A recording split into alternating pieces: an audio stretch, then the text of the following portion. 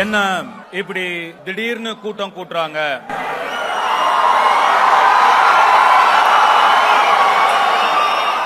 கேக்குறாங்க.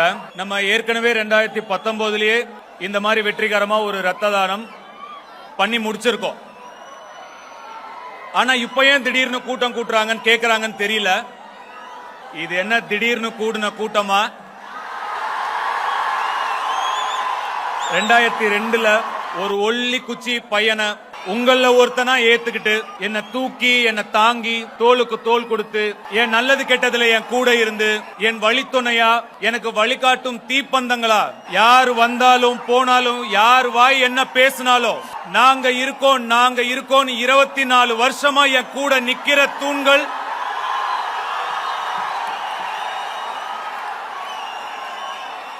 கூட்டம் இல்ல, என் குடும்பம், என் அசுர குடும்பம். நம்ம பசங்க இந்த இன்டர்நெட்ல அவதூறு பேசிக்கிட்டு வதந்திகளை பரப்பிக்கிட்டு மேல இருக்கிறவங்களை கீழே இறக்கிக்கிட்டு நெகட்டிவிட்டி ஸ்ப்ரெட் பண்றது, டாக்ஸிட்டி ஸ்ப்ரெட் பண்றது, அந்த மாதிரி பண்ற பசங்க கிடையாது. களத்துல இறங்கி களகற்ற பசங்க, அன்பை பகிர்ற பசங்க, அன்பே சிவம்ங்கிற பாதையில போற பசங்க. நம்ம சொல்லிருக்கோம், அன்பு தராங்களா அன்பையே கொடுப்போம், வெறுப்ப தராங்களா அன்பையே திருப்பி கொடுப்போம்.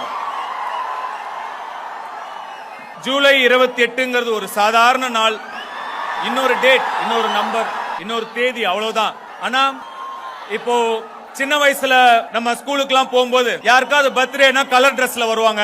அங்க இருக்கிற ஸ்டூடெண்ட்ஸ்க்கு எல்லாம் சாக்லேட் கொடுப்பாங்க, டீச்சர்ஸ்க்கு எல்லாம் சாக்லேட் கொடுப்பாங்க. அன்னைக்கு நாளே அவங்க தான் ரொம்ப ஸ்பெஷல் அப்படிங்கிற மாதிரி இருக்கும். நான் ஒரு 3வது 4வது படிக்கிற வரைக்கும் எனக்கு என் பர்த்டே எப்பனே தெரியாது. எங்க வீட்டுல நான் கேட்டதில்ல, அவங்களும் சொன்னதில்ல. ஆனா நம்ம ஸ்கூலுக்கு கிளாஸ்ல கலர் டிரெஸ்ல பசங்க வராங்க, அவங்க பர்த்டே கொண்டாடுறாங்க. அதெல்லாம் பார்க்கும்போது நமக்கும் ஒரு ஆசை, இந்த மாதிரி நம்மளும் ஒரு நாள் கலர் டிரெஸ்ல வரணும் ஸ்கூலுக்கு அப்படின்னு. நான் என்னோட அக்கா கிட்ட போய் கேட்டேன், என் பர்த்டே எப்போக்கா, எனக்கும் கலர் டிரெஸ்ல ஸ்கூலுக்கு போகணும் அப்படின்னு என்னோட ஆசையை அவங்க கிட்ட சொன்னேன். அதுக்கப்புறம் என் அக்கா தான் வீட்டுக்கு போய் எங்க அப்பா கிட்ட பேசி எங்க அம்மா கிட்ட பேசி ஜூலை 28 உன் பர்த்டே. அப்பெல்லாம் பாத்தீங்கன்னா நமக்கு தீபாவளி பொங்கலுக்கு தான் இந்த புது டிரெஸ் எல்லாம் எடுப்பாங்க. சோ என் அக்கா எப்படியோ என் அம்மா கிட்ட அப்பா கிட்ட எல்லாம் பேசி ஒரு கலர் டிரெஸ் எடுத்து கொடுத்தாங்க. அந்த கலர் டிரெஸ் போட்டுக்கிட்டு அப்பெல்லாம் இந்த ஆசை சாக்லேட்னு ஒண்ணு வரும், 25 பைசா ஒரு சாக்லேட். அத அவங்க சேர்த்து வச்ச காசெல்லாம் போட்டு அந்த சாக்லேட் வாங்கி கொடுத்து என்ன கலர் டிரெஸ்ல ஸ்கூலுக்கு அனுப்புனாங்க. நான் கலர் டிரெஸ் போட்டு முதல்ல ஸ்கூலுக்கு போனேன். என் ஃப்ரெண்ட்ஸுக்கு எல்லாம் சாக்லேட் கொடுத்தேன், என் டீச்சர்ஸ்க்கு எல்லாம் சாக்லேட் கொடுத்தேன். அந்த ஒரு நாள் நான் தான் ஸ்பெஷலா இருந்தேன் அன்னைக்கு ஃபுல்லா.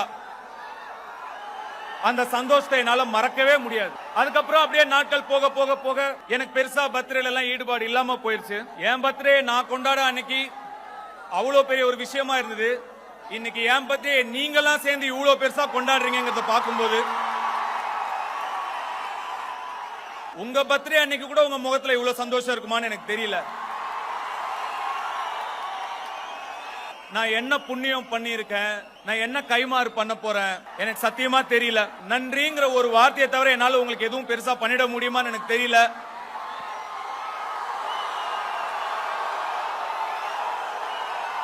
இத்தனை 1000 பேர் இங்க கூடி இருக்கீங்க, ரத்தம் கொடுத்திருக்கீங்க, எவ்வளவு ஒரு உன்னதமான விஷயம், எவ்வளவு புண்ணியம். இந்த புண்ணியம் எல்லாம் உங்களையும் உங்க பெற்றோர்களையும் உங்கள் சகோதர சகோதரிகளையும் உங்கள் மனைவி உங்கள் குழந்தைகளையும் போய் சேரணும்னு அந்த கடவுளை வேண்டிக்கிறேன். என்ன நினைச்சு நீங்க பெருமைப்படுறீங்களா இல்லையான்னு எனக்கு தெரியாது, உங்களை நினைச்சு நான் ரொம்ப பெருமைப்படுறேன்.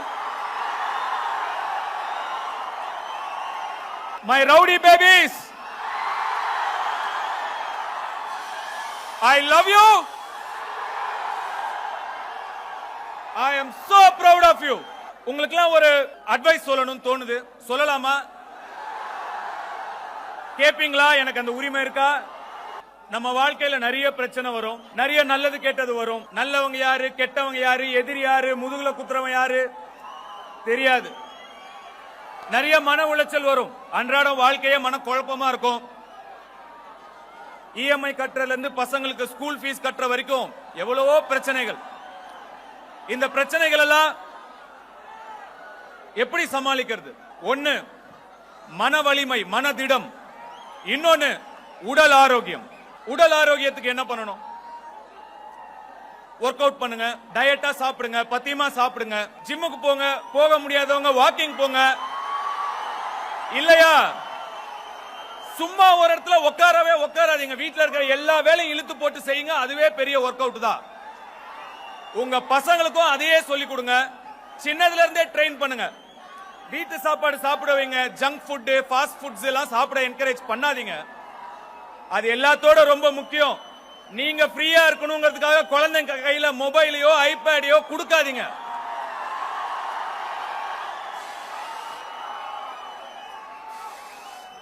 அதை விட மோசமான ஒரு செயல் கிடையாது. அது அவங்க மூல வளர்ச்சியையே பாதிக்கும். குழந்தைங்களை ஓடி ஆடி விளையாட வைங்க. சரி, இது உடல் ஆரோக்கியத்துக்கு. மனதிடத்துக்கு, மன ஆரோக்கியத்துக்கு தியானம், மெடிடேஷன். இந்த மெடிடேஷனை மட்டும் சாதாரணமா நினைச்சிராதீங்க. மெடிடேஷனால உங்க வாழ்க்கையே மாத்தி நல்ல வகையா நல்ல வழியில அமைக்கக்கூடிய சக்தி மெடிடேஷன் இருக்கு. ஒரு 10 நிமிஷம் 10 நிமிஷம் உங்க சாமி ரூம்ல உட்காருங்க, கண்ணை மூடுங்க, ஒரு குரல் கேட்கும். அந்த குரல் நல்லது பேசும், கெட்டது பேசும், அசிங்கம் பேசும், அழுக்கு பேசும், என்னென்னவோ பேசும். பேசட்டும், பேச விடுங்க, அதை கண்ட்ரோல் பண்ணாதீங்க. ஒரு சில நாட்கள்ல இல்ல ஒரு சில வாரங்கள்ல இல்ல சில மாதங்கள்ல அந்த குரல் பேசி டயர்டாயி ஓஞ்சிடும். அது ஓஞ்சதுக்கு அப்புறம் ஒரு சைலன்ஸ். அந்த சைலன்ஸ்ல ஒரு குரல் தீர்க்கமா திவ்யமா ஒரு அசரீரி மாதிரி கேட்கும். அந்த குரல் உங்களை அறப்படுத்தும், நெறிப்படுத்தும், ஒழுங்குபடுத்தும், உண்மையா வழியில கொண்டு போகும். நல்லது கெட்டது என்னன்னு உங்களுக்கு சொல்லி கொடுக்கும். நல்லவங்க கெட்டவங்க யாருன்னு உங்களுக்கு காட்டும். உங்க பிரச்சனைகளுக்கான தீர்வுலாம் தானா உங்க மனசுல தோணும். உங்கள் எண்ணங்களை சுத்தம் செய்யும். அப்ப புரியும், எண்ணம் போல் வாழ்க்கை.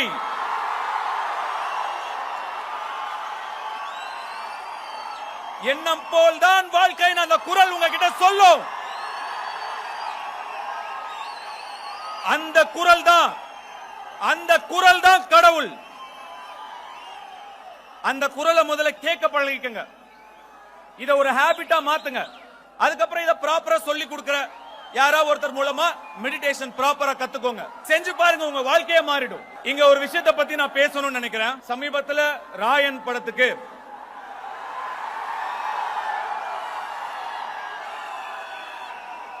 படத்துக்கு தேசிய விருது கிடைச்சது. அந்த வருஷம் அந்த படத்தை விட தகுதியான பல படங்கள் நிச்சயமா இருக்கு. அந்த படங்களுடைய ரசிகர்கள் அதற்கான அதிருப்தியை வெளிப்படுத்தினாங்க. அதை நான் முழுசா மதிக்கிறேன், நிச்சயமா மதிக்கிறேன். இப்ப பாத்தீங்கன்னா அது ஒரு காலம் ரிலீஸ் ஆச்சு. அப்ப நான் சின்ன பையன், நிச்சயமா இந்த படத்துக்கு எனக்கு தேசிய விருது கிடைக்கும்னு சொன்னாங்க. சின்ன பையன் அப்படிங்கறதுனால நானும் ரொம்ப ஆசையா காத்துட்டு இருந்தேன். ஆனா எனக்கு கிடைக்கல. அதுக்கப்புறம்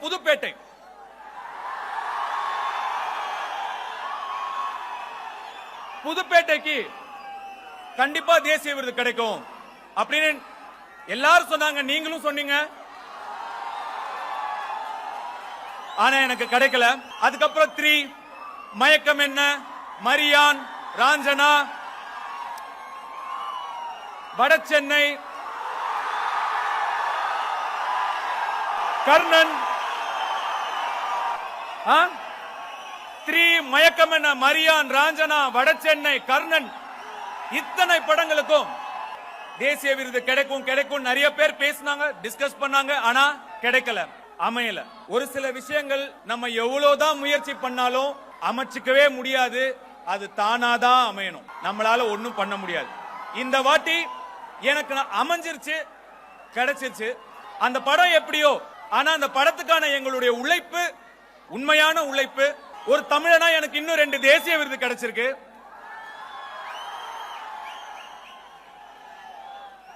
தட்டி விடாதீங்க, தட்டி கொடுங்க.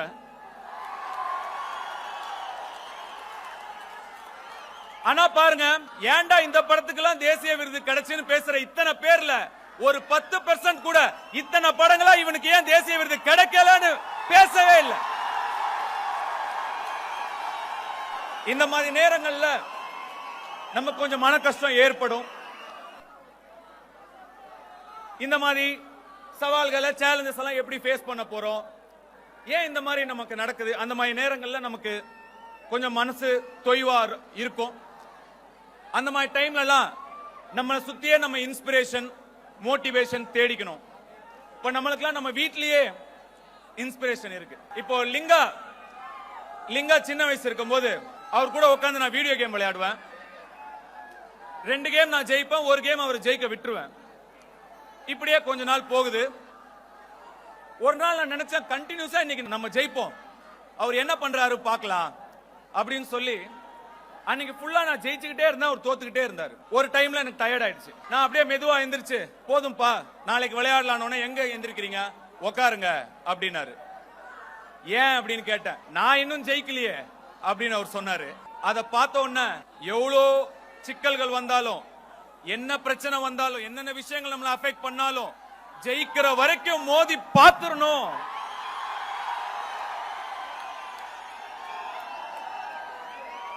அப்படின்னு அவர்கிட்ட இருந்து நான் இன்ஸ்பிரேஷன் எடுத்துக்கிட்டேன். நம்ம தல அஜித் சார் சொன்ன மாதிரி தான்,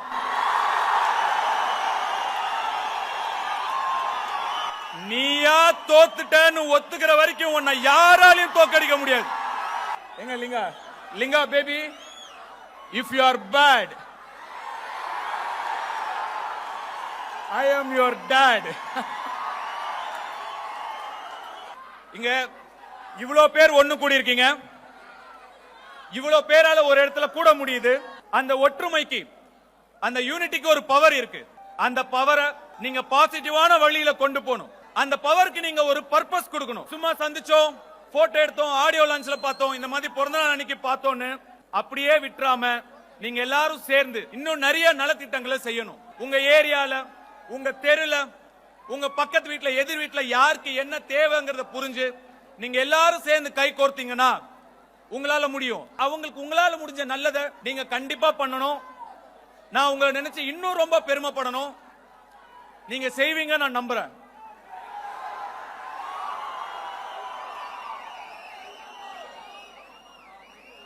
இவ்வளவு பேர், இத்தனை குடும்பம் இங்க வந்திருக்கீங்க.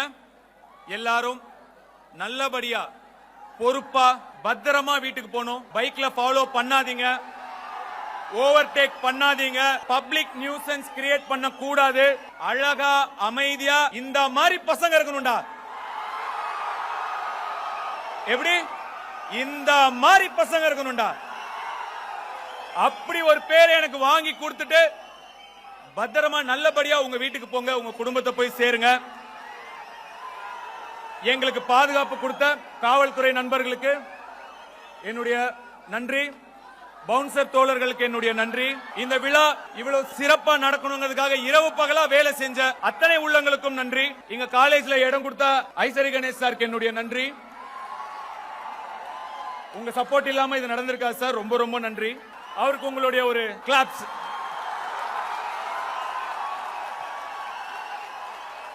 அவர் 1 ரூபாய் என்ன செலவு பண்ண முழுக்க அவரே செலவு பண்ணி இதெல்லாம் நமக்கு பண்ணி கொடுத்திருக்காரு.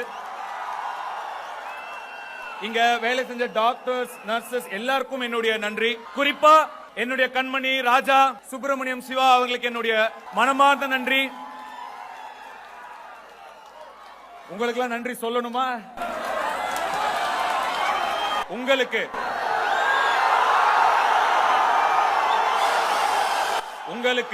இன்னும் ஓட வைக்கிற உங்களுக்கு என்னுடைய நெஞ்சார்ந்த நன்றி. ஓம் நம சிவாய. ஜெய் ஹிந்த்.